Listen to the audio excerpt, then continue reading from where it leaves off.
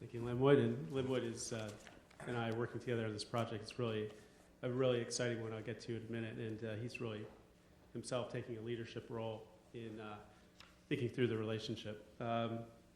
So Groundwork, this is our logo, Changing Places, Changing Lives. How many people here have heard of Groundwork? Okay, so fair amount. That's really great. We're based here in Yonkers, and this is our logo and our motto. So what is I'm going to spend about 5 to 10 minutes on what Groundwork is about, a little deeper dive, and then I'll talk about our experience with colleges in the area here, but then I'll kind of broaden that out to some other ideas about what universities and colleges can do. So a lot of you know this history. If you were here last night, from what I hear, there was some conversation about this. But there's a sense that we're all, as human beings, rooted to our communities, and the sense of place is really, really critically important to us as people. And often when we talk about sense of place, we often talk about the relationship between where we live and the environment in which we live. And so these are just 3 pictures of how other towns are kind of, market where they are. And that relationship between the environment, the built environment, and where people go and live is really critical to who we are. And again, this is how, our town, you can see a lot of the imagery that people use to say we're a great place. It's part of its marketing, but part of it goes kind of deeper into our soul about our place. But this is what places look like all around the country. This is my hometown right here. Oops, I got a laser pointer, forgot. This is Detroit. This is where I grew up. Gary, Indiana is here. North Philadelphia is here. A number of other places. And when you grow up in a place like this, it's pretty devastating in terms of your soul in a lot of ways, in terms of what you think of as where you came from. It has physical issues and contaminated issues and health issues, but it also has a deeper psychological issue. And Groundwork actually began in the United Kingdom, and there are that's a map of vacant properties in the United Kingdom in the early 1980s, and the United Kingdom was looking for a response. What do we do about this? What do we do about this? This tragedy of vacant buildings or properties. Obviously, if you guys know the history, a lot of it had to do with the change in the economy, deindustrialization. A lot of factories closed, a lot of jobs left. There's also issues of suburbanization policies that encouraged flight out of the city, the interstates, real estate. In Detroit, where I grew up, the auto companies made more money on real estate development than they made on making cars. They actually bought up the suburbs and had these my parents probably bought their house, their $36,000 house, which is worth about $38,000, from the real estate company, from the auto companies. My dad went through the riots in Detroit. And so what happened in that time frame, 70s, 80s, there was a lot of angry people about what was left behind by the scarred landscape. You had residents screaming at the mayor. You had lots of violence on the street. You still have some. So there was this kind of intense divide about this situation, and there wasn't really a way to figure out how to bring these groups together. So Groundwork began in the United Kingdom on Maggie Thatcher. That's the guy who kind of started it down below. He kind of looks like any executive director any day, really. And they said, look, we're all fighting with each other. We've got all this vacant property. Nothing's getting done. What's the point of this? Let's try and create some sort of entrepreneurial charity or nonprofit that would work cross-sector and try and resolve the political obstacles to try and move projects along. Now, in the environmental movement, there's been different strands of trying to respond to this. There's the environmental justice movement. There's kind of the greening and beautification movement. Groundwork was a little different. It was about not taking an adversarial role, taking a partnership role specifically to try and bring those three people fighting to change or get their community better together. Oops, I forgot about this. So we call ourselves trusts. So Groundwork Yonkers, now Groundwork Hudson Valley, is called a trust. And the idea is that if we can kind of bring these three groups together, and everyone trusts this kind of honest broker, that action can actually occur on the scarred landscape that we find a lot of our cities in. And so this is what it was originally, Partnership for Action, Groundwork. Things went so well at Groundwork UK that during the Clinton years, the National Park Service Rivers and Trails Program, which I can explain why the National Park Service is involved in this if you want, and the EPA Brownfields Program got together and said, this is great, this is what they're doing in England, let's try it out here in the United States. And then they had conversations about that. They said the only way we're actually going to proceed with this is if the local government agrees to do this. We're not just going to come in and do it. So Groundwork in the United States is really this three-way partnership with the two federal agencies and local government. This is where we are now around the country, about 18 years later. We started in the Northeast, started in Boston actually, up in some of the old mill towns up in New England. It spread across the United States. Out of the Yonkers office, we started Groundwork USA, which is the national organization that's kind of an intermediary between the federal government and the nonprofit sector. And so we, we're all over the place. This map's a little blurry. We started one or two new groundwork organizations every year. In the middle there is Indianapolis, and I've been going back and forth to start up Groundwork Indy lately. It takes a couple of years actually to start it up. And so more specifically, Groundwork is sort of like a community development corporation for environmental projects. So we work, we don't just do trees, we just don't not do gardens, we work really across anything that's needed in a local community on these things. So we might work on transit corridors or food systems or land use decisions. It's a very kind of holistic model of thinking about community change. So we're actually a community development organization first, an environmental organization second. Here's some of the work we've done here in Yonkers. It was alluded to by Linwood. That's the science barge kind of there. You guys, people have heard about the science barge. It's a floating sustainable farm in downtown Yonkers waterfront, powered by solar, wind, and biodiesel. It produces about the equivalent of an acre of farmland, and just a really great place. It's closing up for the season now, and that's a picture of it. There's some of the hydroponic systems. It gets rainwater here, and we have high school kids employed as docents, and we see probably about 10,000 people there a year on the barge, and people come from all around the world actually to see it. And it was designed as a model of how you can create growing systems on rooftops in New York City.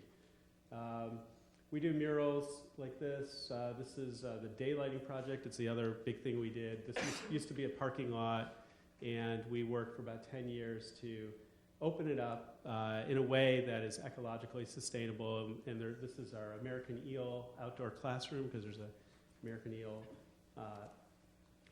endangered species that goes up this river, and we work closely with the city of Yonkers to pull this off. And we also now run a farmer's market run by youth in the park every Friday. They get the food from the science barge in our citizen farm program, which we have intensive urban agriculture going on around Yonkers. We also do a fair amount of green job training and way too many things, as my board hammers me about all the time. So one last thing about Groundwork before I get to the real substance here.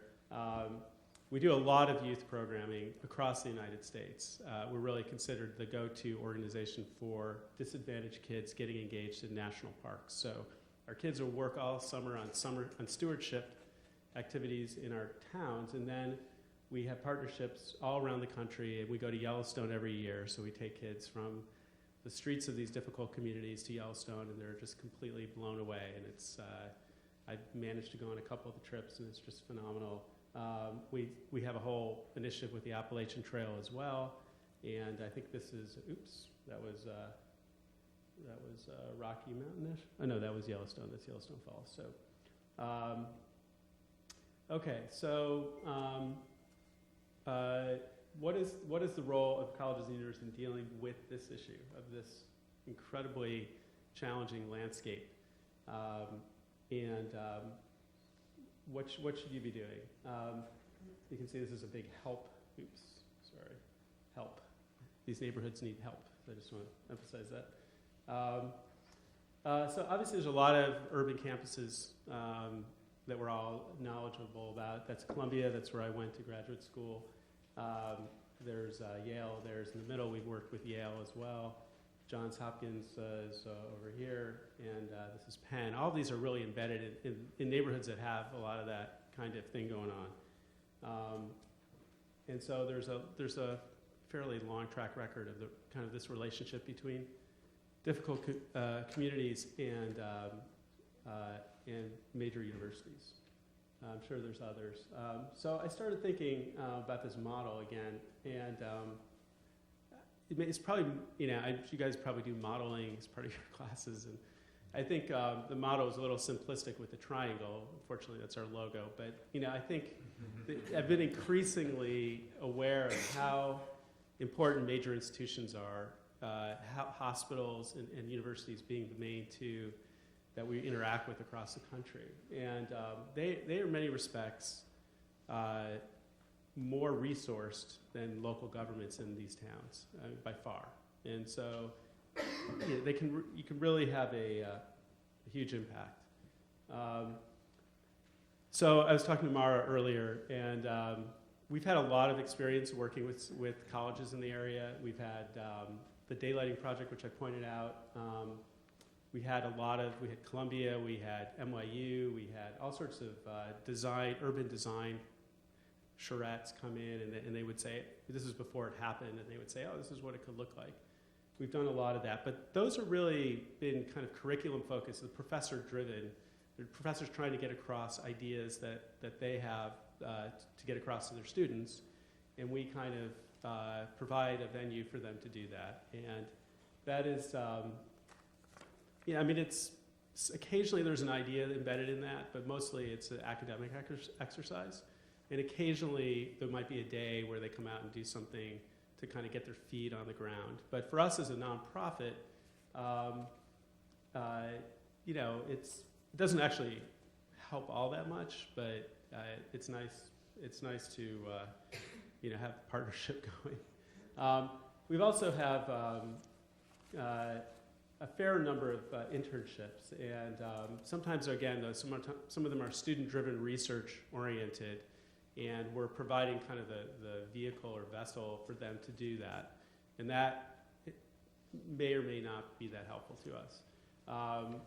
We're working on something now with Sarah Lawrence, which is really great, where we have like a semester at our organization where we have kind of the students come in and we give them actual work that we want to get done, and that's great. That really is helpful because we have, as usual, a million needs that we never get to, and so when that happens, I think that's really at that level the most effective for us in terms of actually getting things done. And then we've had a number of, two of our best staff people came from Sarah Lawrence.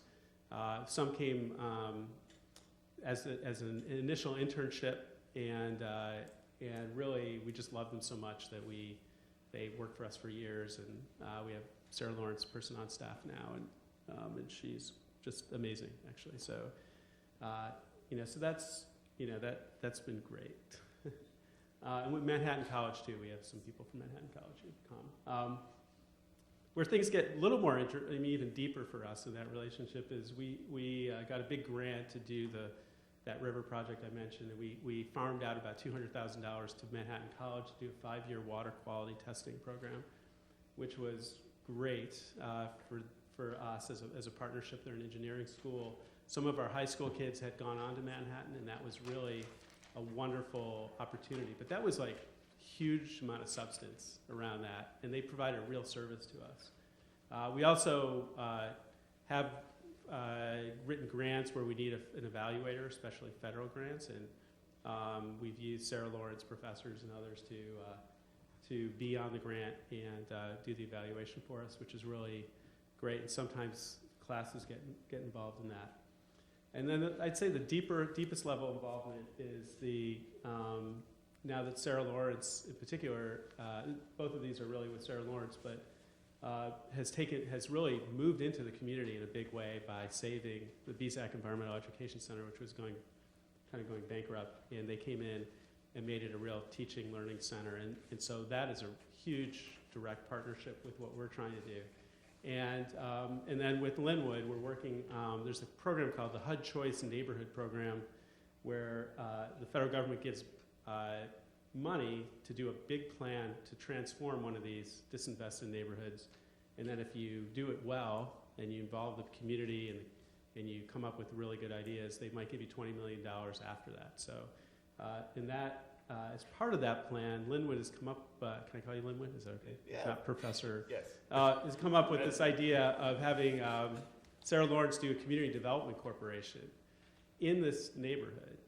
And that, I mean, to me, that is like the top level of colleges and universities investing in neighborhood renewal, where you create an institution as in partnership with the university to make real change in a community. And so, that's been our experience. Now, I mentioned I'm starting up Groundwork Indianapolis, and this is Indianapolis here, and I don't want to pick on IUPUI because I like them a lot, and they've been actually pretty engaged in our starting up of the Groundwork organization there. There's also Marian University that we're working with. But this is IUPUI. This is what it looks like. It's basically this entire thing here. And it's like its own town, really. It's got monorail, it's got a great pool, it's got just incredible resources, and then this is like 3 blocks away is this neighborhood right here. So, and this is Carrier Bryant. I don't know, the Carrier created air conditioners. One of the biggest brownfields in the entire United States. And no one knows what to do with it. The university's thinking, well, maybe we'll kind of creep into this neighborhood a little deeper. Maybe we'll do something for the college. And you've got, here's some statistics about this neighborhood. 97% minority, children poverty, almost 50%. Vacant properties, almost 40%. So we hear a lot about the vacant property issue around the United States, kind of the foreclosure issue. This is like almost ground zero. I mean, I'm from Detroit. It's worse than Detroit, but in this little neighborhood next to this city, incredibly well resourced, is this neighborhood right here. And so to have truly meaningful, so I went into the university, right, and say, we want to develop this partnership with you guys. And so I had a great meeting with someone similar to Mara, not nearly as good as Mara, and who said, oh, well, our students could do this. This would be good for our students. And, we're trying this recycling program, and, we got the sustainability initiative, and I'm working on it citywide, and, trying to get green building codes. And, what can we do for our students in relation to what you're trying to achieve? Or I got a professor who's interested in that issue, and it's really difficult to take that 3-block trip from the neighborhood and the people we're working with on the ground and get that kind of thing, which is pretty common, and it's a wonderful thing in some respects. But the disparity is just dramatic. And so what can colleges really do if it wasn't just all about the college, which it's almost always just about the university or the college and what their plan is. It's not about the neighborhood right next to them.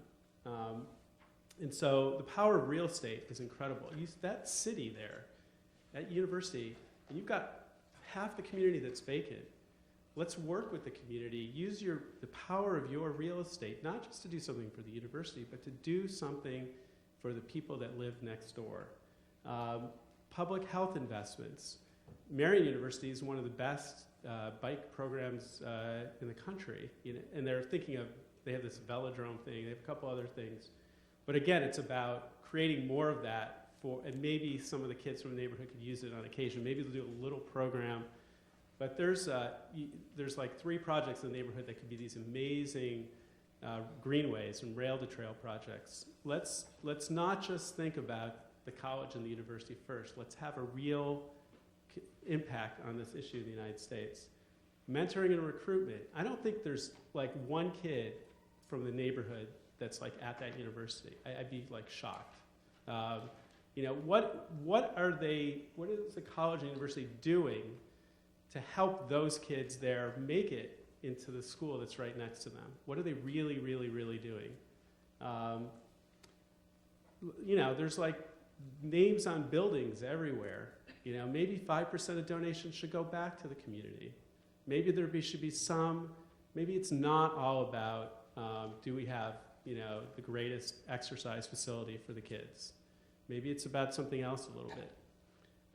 And then this idea of this community development corporation, take an active role in the community, make a real difference, and use that as an experience for teaching kids about it. But think of that first, not second.